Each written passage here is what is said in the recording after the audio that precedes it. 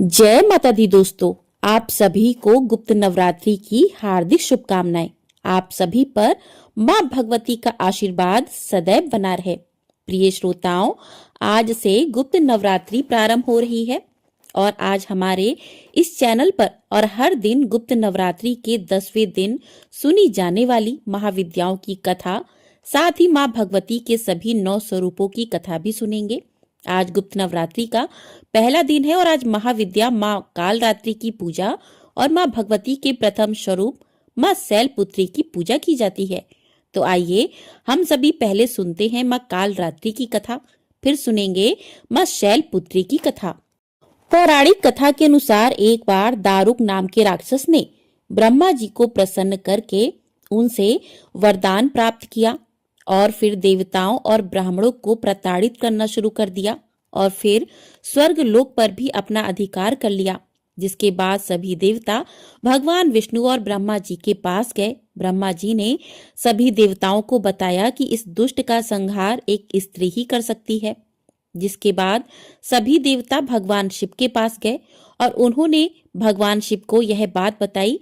उसके बाद भगवान शिव ने माता पार्वती की ओर देखा।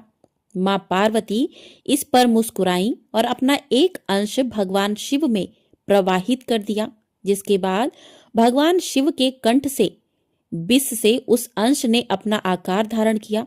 जिसके बाद भगवान शिव ने अपना तीसरा नेत्र खोल दिया। उनके इस नेत्र से विकराल रूप वाली मां काली उत्पन्न हुई। मां काली के ललाट में तीसरा नेत्र और चंद्र रेखा थी। मां काली के भयंकर और विशाल रूप को देखकर देवता और सिद्ध लोग भागने लगे।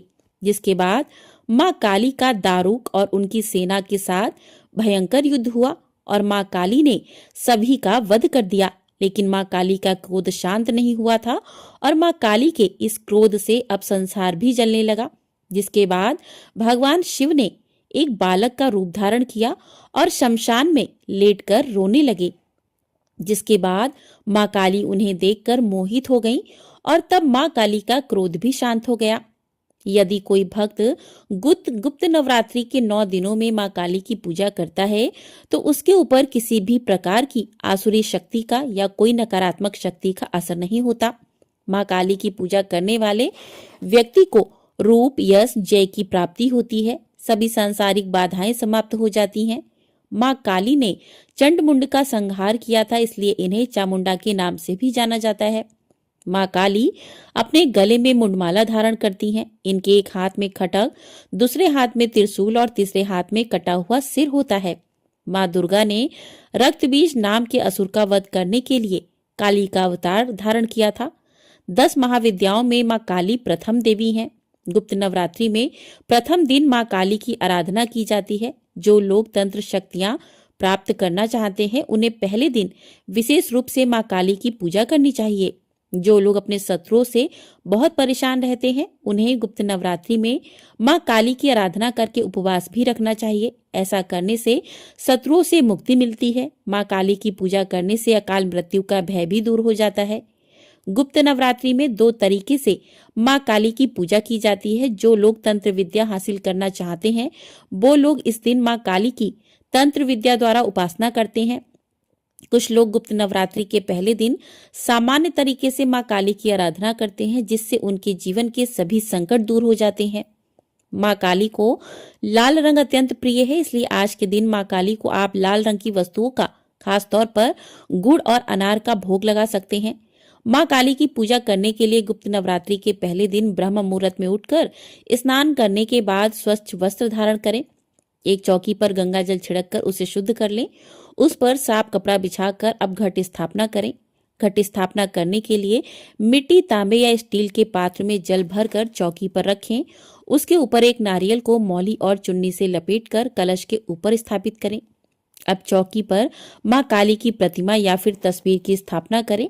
यदि आपके पास मां काली की कोई भी प्रतिमा नहीं है तो आप मां भगवती की, मां दुर्गा की तस्वीर या प्रतिमा की भी स्थापना कर सकते हैं। मां काली को आप रोली का तिलक लगाएं। तिलक करने के बाद मां काली को लाल पुष्पों की माला, पुष्प, फल, मिठाई, नैवेद्य आदि अर्पित करें। पूरे विधि विधान के साथ मंत्रों का जाप करके मां काली की पूजा करें। माँ काली के समक्ष घी का दीपक जलाएं और श्रद्धा अनुसार माँ काली के मंत्रों का जाप करें। यदि सामर्थ्य हो और समय हो तो देवी कवच और अलगर्रा स्रोत का पाठ करें। सबसे अंत में श्री सुक्तम का पाठ करना चाहिए। जिस आसन पर आप बैठते हैं उसका रंग भी लाल होना चाहिए। हाथ में पुष्प लेकर माँ काली की कथा सुने या पढ़ें और कथा समाप्ति के बाद पुष्प को माँ के चरणों में अर्पित कर देना चाहिए। इस दिन आप दुर्गा सप्तशती का पाठ भी शुरू कर सकते हैं। माँ काली की कथा सुनने के बाद सबसे अंत में कपूर जलाकर आरती करें। प्रसाद के रूप में मिठाई का भोग माँ को लगाएं। मिठाई अगर आपके पास नहीं है तो आप माँ को बताशे का प्रसाद भी चढ़ा सकते हैं। इस प्रसाद को परिवार के लोगों में बांट दें, अन्य किसी को ना दें और स्वयं भी प्रसाद ग्रहण करें। अब माँ काली से पूजा में हुई किसी भी प्रकार की गलती के लिए सच्चे मन से हाथ जोड़कर क्षमा भी मांगे। माँ काली के मंत्र हैं ओम ऐं ह्रीं क्लीं चामुंडाय विक्षय और ओम ऐं ह्रीं क्लीं। इन मंत्रों का जाप आप पूजा करते समय कर सकते हैं। सुबह और शाम सच्चे मन से माँ काली की इस प्रकार से पूजा आपको करनी चाहिए।